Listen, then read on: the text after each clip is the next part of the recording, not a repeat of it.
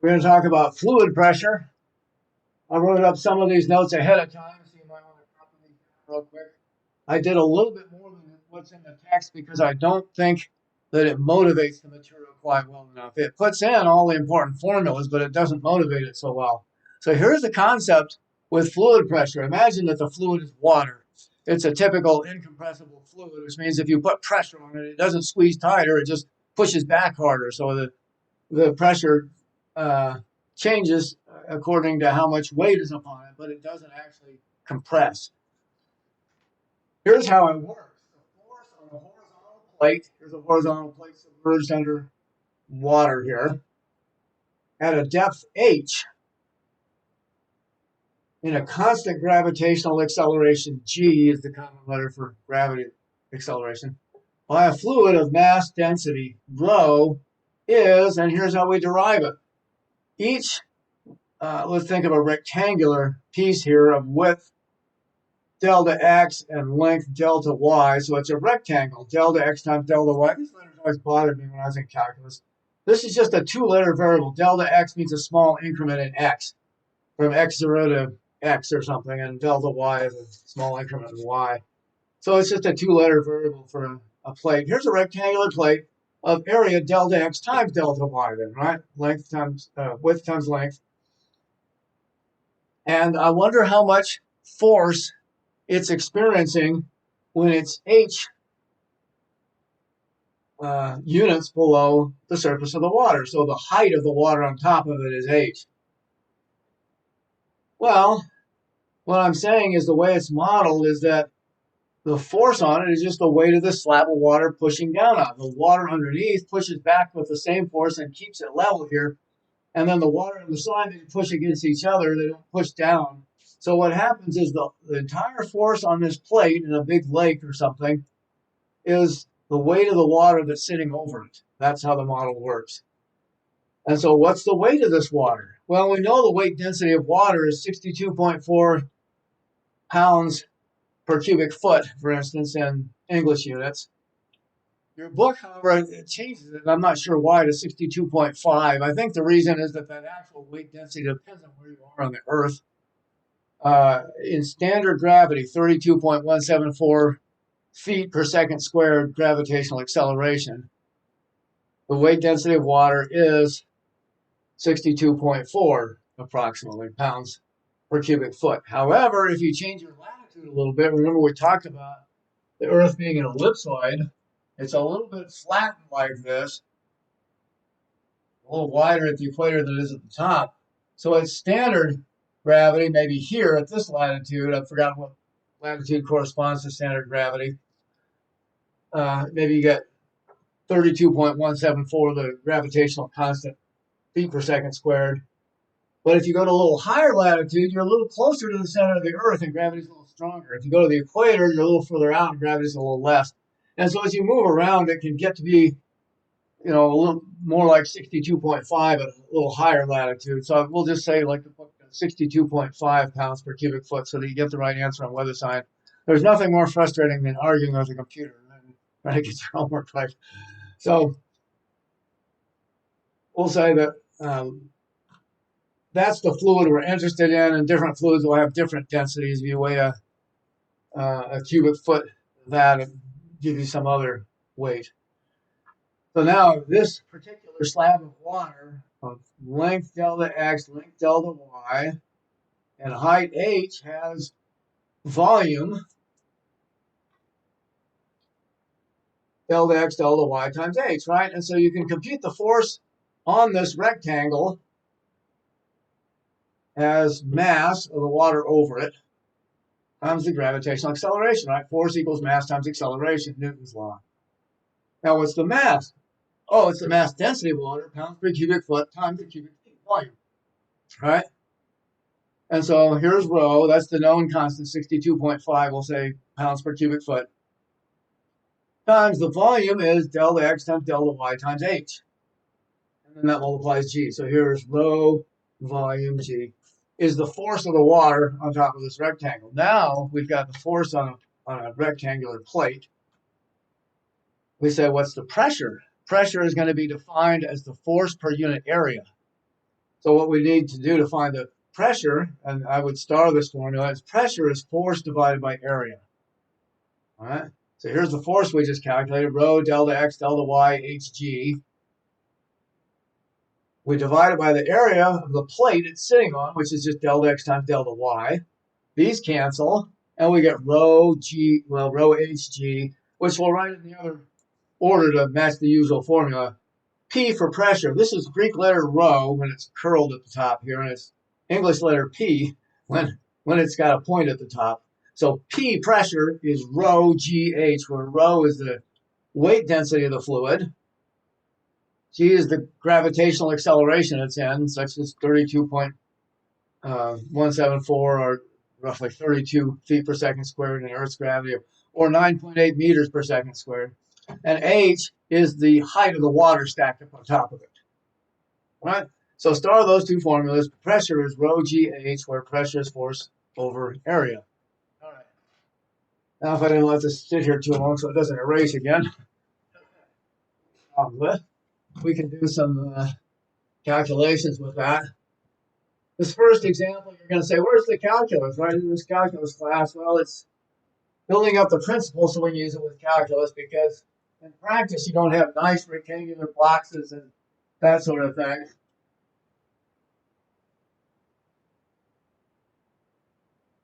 Plate isn't necessarily horizontal.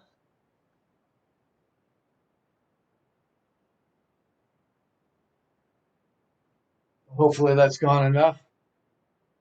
Let's try this very first problem from the sign. I'm going to just use the numbers that I have. Your numbers will probably be different. This is number one. Let's say a box of height 3 feet and square base is 2 by 2.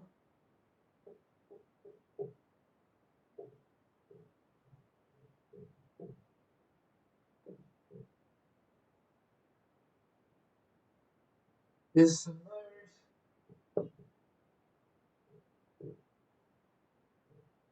in water with the top 6 feet down.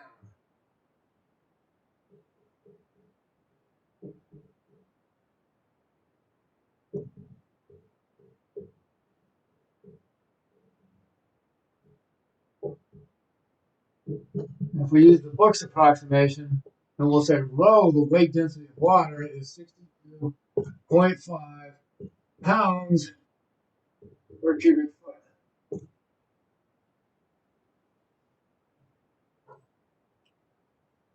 It's not rho, though.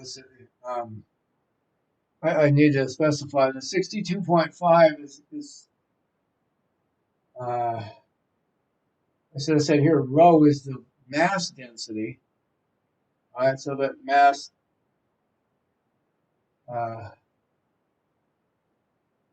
times acceleration gives force.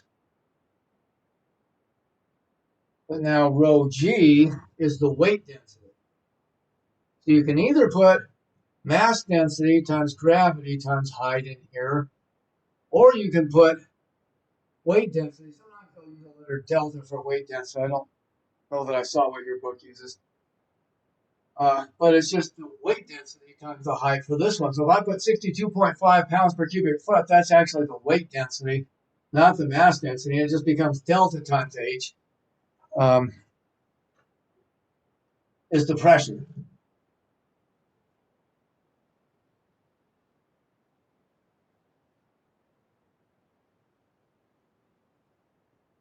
So I think on all of these, it's nice to draw a picture. All right. Here's the surface of the water. You go down 6 feet to the top of the box. It's 2 feet by 2 feet. And then it's 3 feet down. 2 by 2 by 3 foot box. Now, what is the force of the water on top is the first question. On the top side of the box.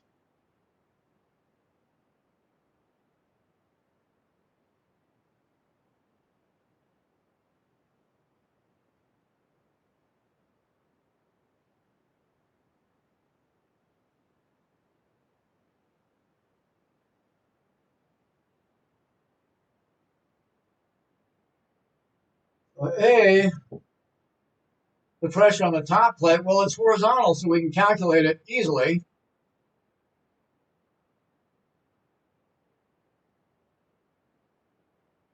It's just the weight of the water over it, right? It's just the weight of this big old slab. If you like,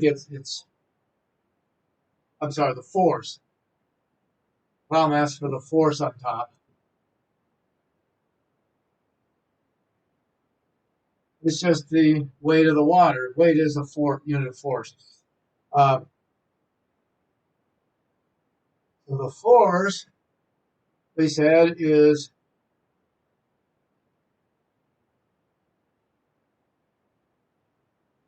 pressure times area, right?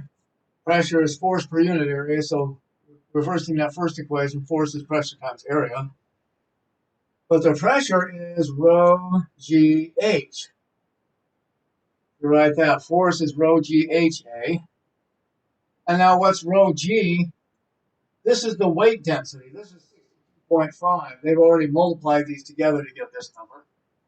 So it's 62.5 HA. Well, it's 6 feet down.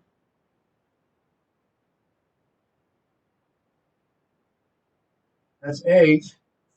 And the area is 2 by 2 squared, if you like. And that's what we need. We need the force, the total force on the top of the box. We see those submarine movies, you can see if the submarine gets crushed, right? This comes out to be 24 times 62.5. And I wrote this down. Pounds. This is pounds. If you figure the units out.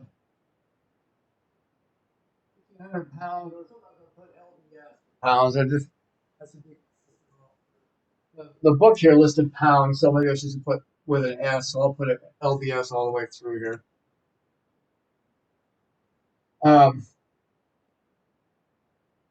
That's the first part. Any questions on that part? Oh, hold on. I got some people not getting in. All right. So there's the problem without calculus. A horizontal plate, the pressure is rho GH, where rho is the mass density, G is the acceleration of gravity, and H is the height of the water stacked on top. So the force is pressure times area is rho GH times A. Weight density of water is well known. Book prefers 62.5 to the usual number. And we can make a straightforward calculation. Now comes the calculus, because in real life things are not so simple, right? Sea-View or whatever submarine you have underneath the water. Sorry, my voice kind of goes out when I turn the other way. I should keep turning this way more. Now it has to deal with a pressure when it's, maybe suppose I submerge something vertically. Or a vertical plate, or sometimes they'll call it a lamina. A lamina is an object that's so thin that it can be modeled as a plane region. So a vertical plate or lamina.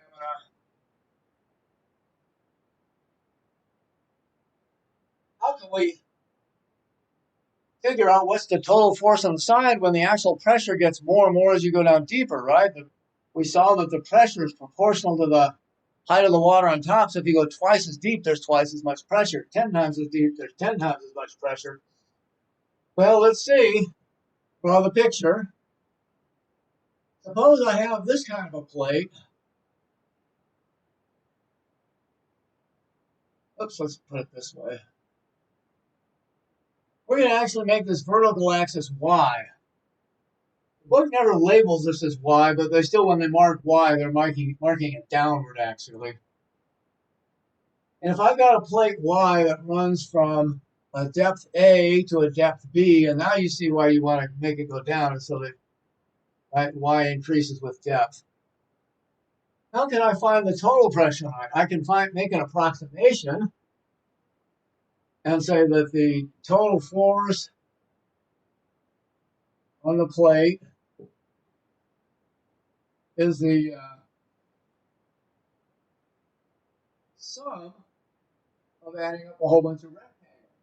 Suppose I take these rectangles that approximate little sections of the plane region. And I add them all up. Those would be the sum f sub k from 1 to n over n rectangles. Again, I'm doing more in the book because this is absolutely crucial, I think, to later calculus to understand these kind of procedures. The point of this section, just as much as understanding fluid pressures and maybe more, is to understand the procedures for constructing mathematical models in this, actually. So if you want to do this part of it. And let's make the kth rectangle here go from xk minus 1. Right, we're partitioning, I'm sorry, yk minus 1. We're partitioning the y-axis to yk. And then it has a width of delta yk, which is their difference. It's yk minus 1. Just like we used to partition the x-axis when we were finding the area under a curve, but now we're partitioning the y-axis pointing down here. And so the width of the kth interval is delta yk, and then I'll pick any point I want in the intermediate spot, yk star, and I'll take at that yk star the width of the rectangle. We'll say the width of the rectangle at yk star will be f of yk star. Well, that's the kth, the width function.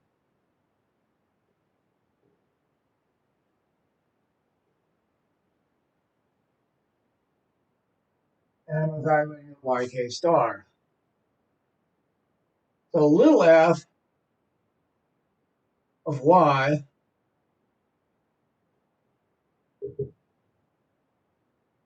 is the width of the plate at y.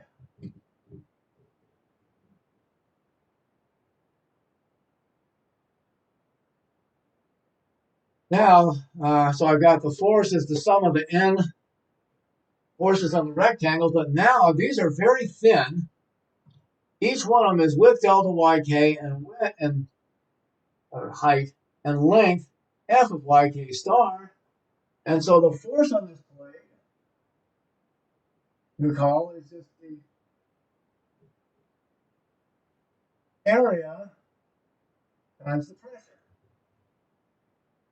So it's the area is, well, let's do pressure first. Rho g h, but wait a minute, h is actually equal to y now, right?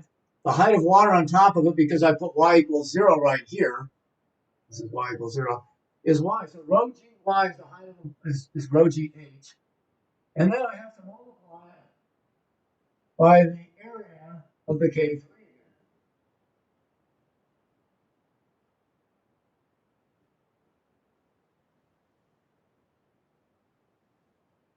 Now I should say that really f is approximated by this, because we're just estimating. The pressure varies over each rectangle, but it varies just a small amount.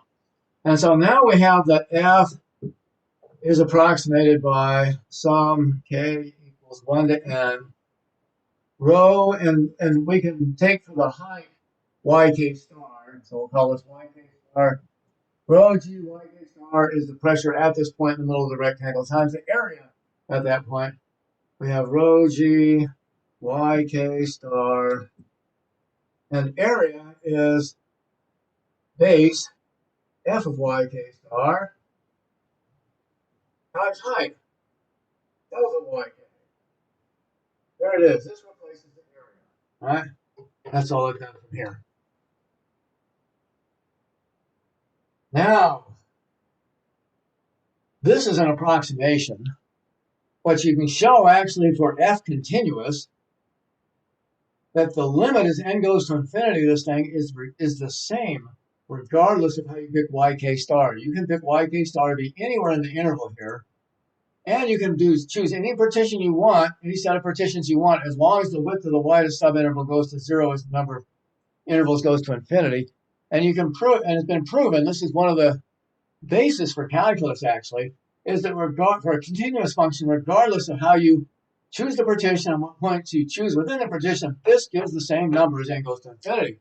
So we're going to define, therefore, this is an approximation here, f to be exactly the limit, since it gets the same limit no matter how we partition it, right?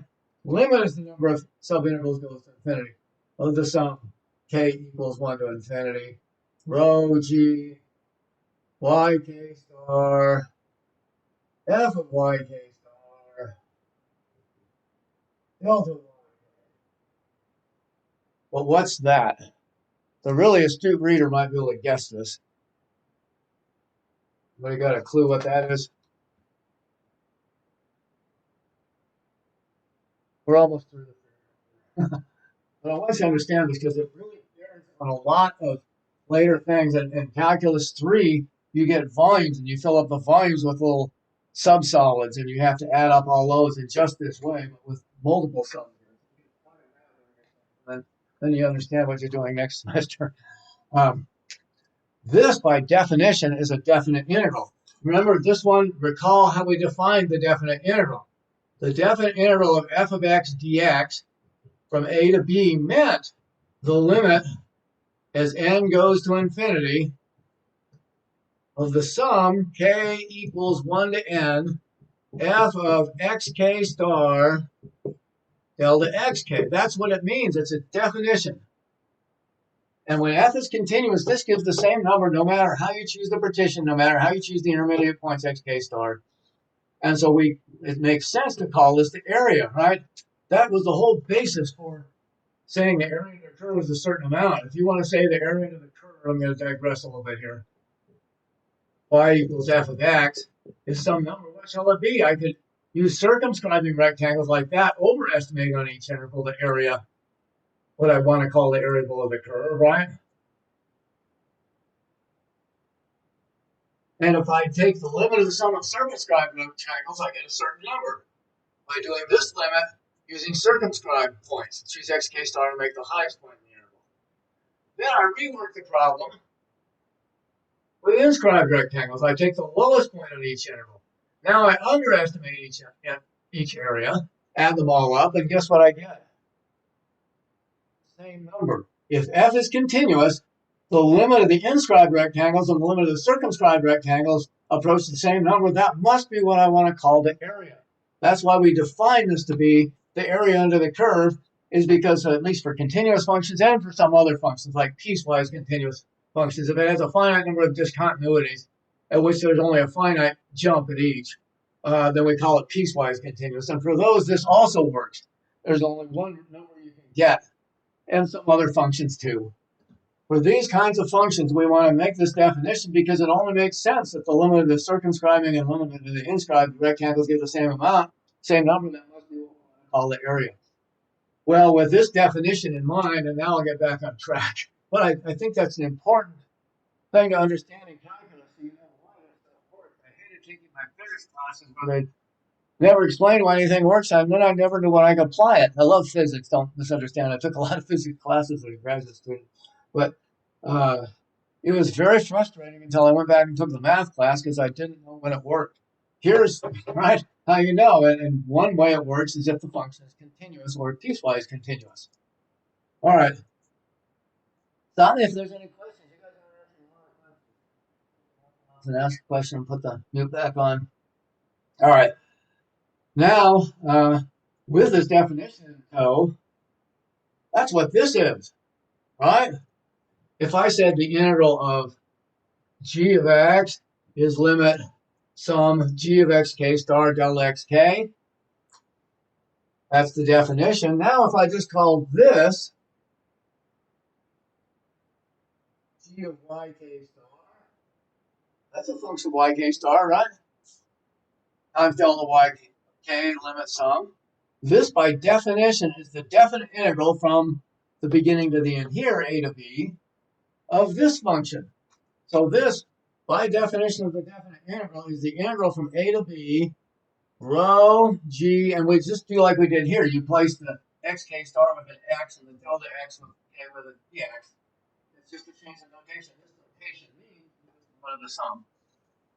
Rho g y replaces yk star. F of y replace f of yk star, and delta yk gets replaced with dy by the definition of the definite angle. We have derived a formula for a plate submerged horizontally, and for any continuous function or even piecewise continuous, this must be what we want to call the total force, because it doesn't matter whether we inscribe or circumscribe or whatever, we'll get the same number. All right, so that's how mathematical modeling works, is you make those kind of reasonings, and now you understand a lot of the brilliance of Newton and Leibniz, who developed this stuff ingenious, right?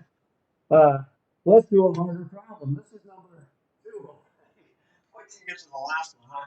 Actually, there's very few problems on this assignment, and because they're applied, they're not quite as important as some of the sections. But again, I'm going to ask these on the test, so be able to do them, right? This is the last section for the test a week from today. If you logged on late here, I'll put out some practice problems tonight or tomorrow morning. And on Monday, we'll do some review for the test. Here's number 2. Says this. An isosceles triangle. Isosceles has 2 congruent sides. 2 sides of equal length.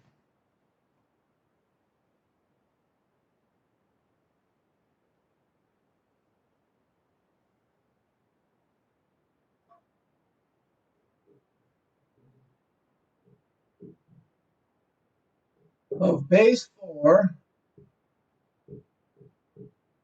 and equal sides of length 8 has its apex, the top of the triangle, at the water's surface. Again, we use water just for an easy fluid.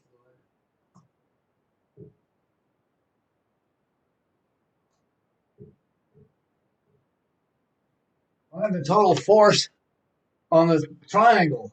Does the triangle made of styrofoam get crushed by the water? This time we're going to use the international units of meters and kilograms and so forth, the MKS system. All right, meters, kilograms, second system. All right, find the force on the plate. Does it get crushed? Maybe, huh? It's a fragile object. Always draw a picture on these. They really help you. So here's the surface of the water. The triangle is submerged like this. And if we want to follow our last picture, we should draw y downward. The base is 4, so this ought to be 2 here if I can only draw symmetrically. There we go. And 2 here. And 8 on each side. Oops. Not side h, height h. That's all right.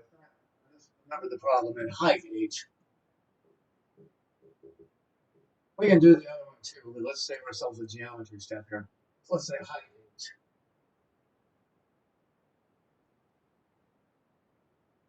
Now we can figure out the force on it, right? Our fundamental formula, force is equal to rho g, the mass density times the acceleration of gravity times the integral from a to b, y, f of y, dy. This is the most important one to memorize actually, because it's for vertically submerged objects. That's what's required in the calculus. The others may be just as important in practice, but this one is what has the calculus in it. We need to know the weight density of water or the mass density of water. And here's the hint. Metric units are set up nicer. The mass density, we're given mass density instead of weight density. So it's not a force computing. Mass density of water is rho equals 1,000 kilograms per cubic meter. Real nice, so they get round numbers in the metric system. 1,000 kilograms per cubic meter is the weight density of water. And gravitational acceleration is 9.8 meters per second squared. But you know why it's meters per second squared? Right? What's acceleration, right? It's the second derivative. So you say y double prime is, well, let's say y prime is the limit of f of t plus delta t minus f of t over delta t as delta t goes to 0. That's the definition of derivative. If you use t for the variable and delta t for the increment. Is it units of meters or whatever the length is per second, right? Then when you take y double prime, right, it's the limit delta t goes to 0 of the derivative f prime of t plus minus f prime of t over delta t, right? The derivative is the derivative. This has units of meters per second. Time has units per second, so meters per second per second. Meter per second squared is acceleration, right? Just to make sure we're on the same note. I don't know what you did in your class last semester, but it should come through sooner or later. So an acceleration is length squared. And I can get rid of this stuff now. That's just motivational talk again. All right. But that's the stuff you get coming to lecture that maybe you miss if you just do the homework. Here's the formula. We're given rho and g this time instead of the mass density and the gravity, instead of rho times g, the weight density in the last problem. So we'll take 1,000 times 9.8 times the integral. Well, we start at 0 and it goes over 8 units, so it goes to 8. We'll integrate from 0 to 8. Y times the width here. What's the width? What's the width here? F of y. At any point y, there's some width f of y. What is it? And then dy. And that will give us the force on the submerged triangle. Well, here's where I think you have to have a lot of visualization. The way I like to do it, I haven't seen it particularly put forth in this way in the book, but it just makes it so much easier to think of it this way. If this is y coming down, I can think of this over here as the z-axis at the surface of the water. And if I put it right there, then I can say, what is this equation? Kind of turn your head sideways in the yz plane. Well, it's a straight line segment, right? And it goes up to when it goes over 8. So the slope in the yz plane, not the slope with z horizontal and y, but turning your head sideways so this is horizontal and this is vertical. The slope, z as a function of y, is 8 over 2 is 4, and it goes through the origin, right? So the equation of this line must be y equals, z equals, since z is the dependent variable, z equals 4y. Oops. I'm sorry, it's rise 2 over run 4, run 8. It's slope 1/4. So the equation must be z equals 1/4 y plus 0, if you like, right? Z equals my plus b, where m is the slope 1/4 and the y-intercept is 0, right? So there's the equation of this line. So what's the width now? Well, the half width is this one here. This is 1/4 y. The other half width here is the same by symmetry. This is 1/4 y. So the width of this thing is 2/4 y, or 1/2 y. There it is. Y times f of y, the width, is 1/2 y.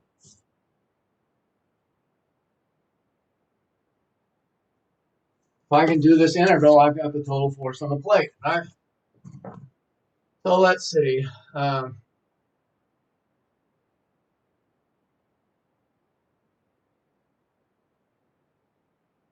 got 9,800.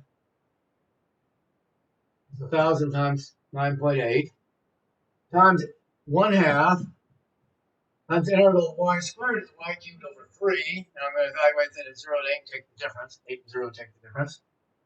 So I wind up with, let's say this is 4,900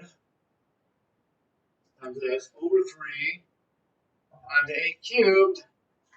And I should come out, make sure I match my answer right here.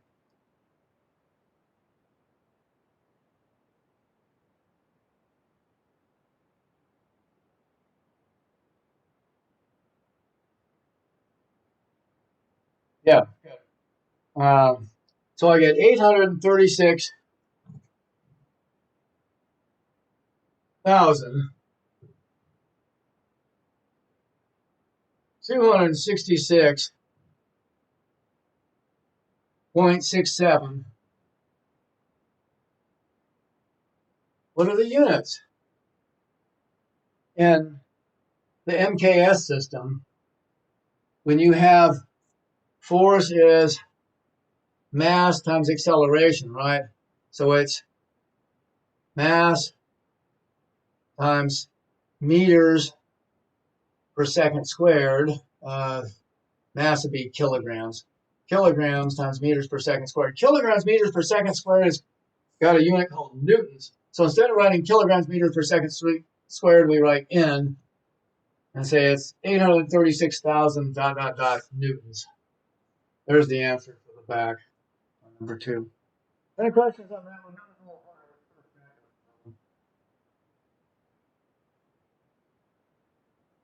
All right. So we're going to do one more. A lot of the part is actually just setting up geometrically so you can actually apply the formula, because this problem of it being turned sideways just continually comes and bites you, and it's very frustrating. But if you can just set it up in the same way, y going down and z going over, it always works for me.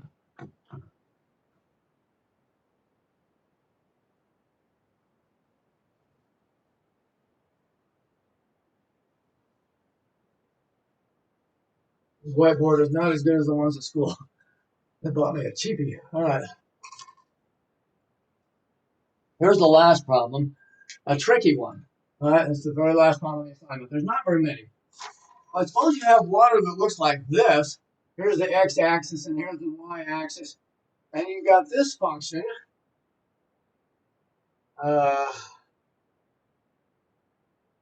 Y equals cube root of x. And this one over here, y equals minus the cube root of x.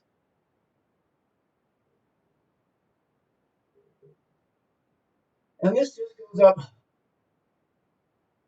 and touches the water here. Oops. 4 feet up.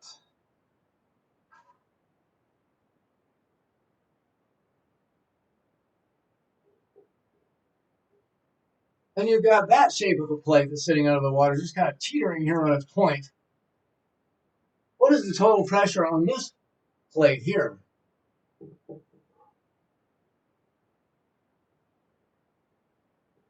That's submerged vertically. What should we do? Well, it's the same formula, but to be able to figure it out, we first want to rearrange it in the style that we're used to. So I'm going to suggest completely redrawing this. You can do it another way if you like. I want you to do what's easy for you. What I like to do is this. Turn it this way. This is the water surface here, by the way. I should have pointed that out.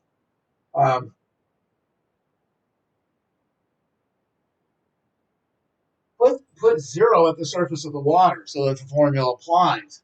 Now we want to go down to 4 feet because we're going to measure y down as before. And if we call this y down, I'm going to call this axis over here z instead of x. And then the question is, what is the equation for that?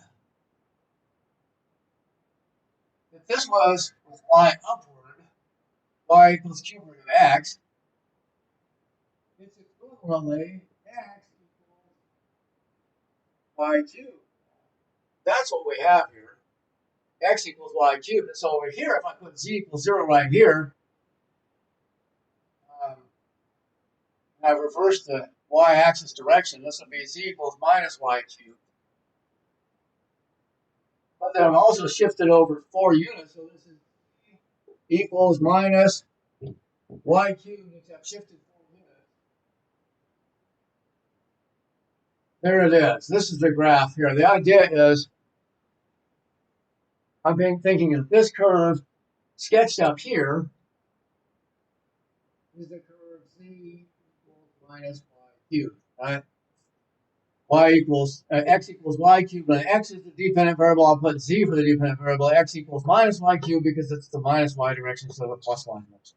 So once you figure out what the curve is in yz coordinates with y equals 0 at the surface like we did before, suppose we're interested in this plate right here, the force on that, and then we'll double it to get the total force on here. What is the force on this plate? There is the width of this interval. If we want to double it to get both sides, width, we'll call it f of y, is twice that. Oops. F of y, the width, is minus 2 times y minus 4.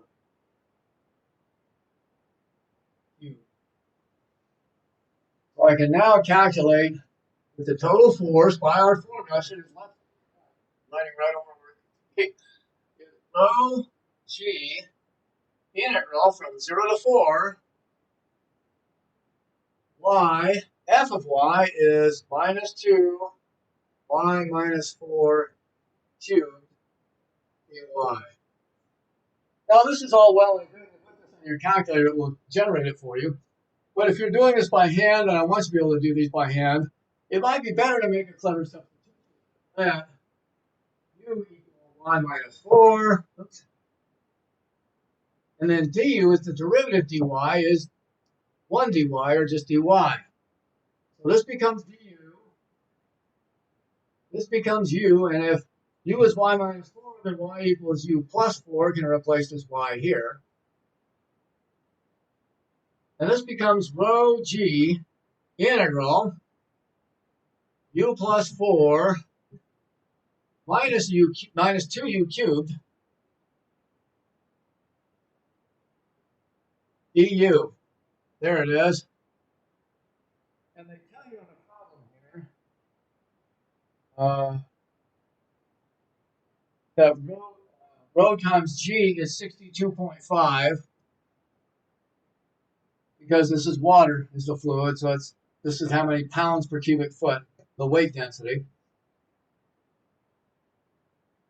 And this one now becomes, oh, and I need to change the endpoints here too, right? Because now I'm integrating over u. I say when y equals 0, u is 0 minus negative 4. When y equals 4, u is 4 minus 4 is 0. So now I'm integrating from minus 4 to 0. I'll say that this is 62.5, the given number, times the integral from minus 4 to 0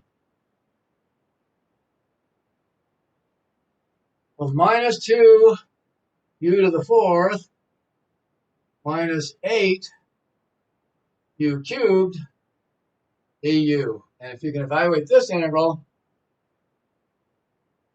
then you've got the answer. So this is about out of time. 62.5 times, let's see, it's minus 2/5 u to the 5th minus 2 u to the 4th. Plug in 0 and minus 4 and take the difference. So that's 62.5 times 0 at the top, minus a minus makes plus 2/5 times minus 4 to the 5th plus twice minus 4 to the 4th. And I don't have time to read that. 6,400 pounds.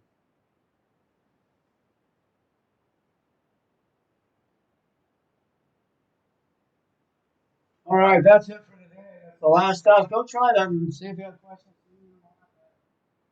And I'll post those answers for you. Thank you for watching.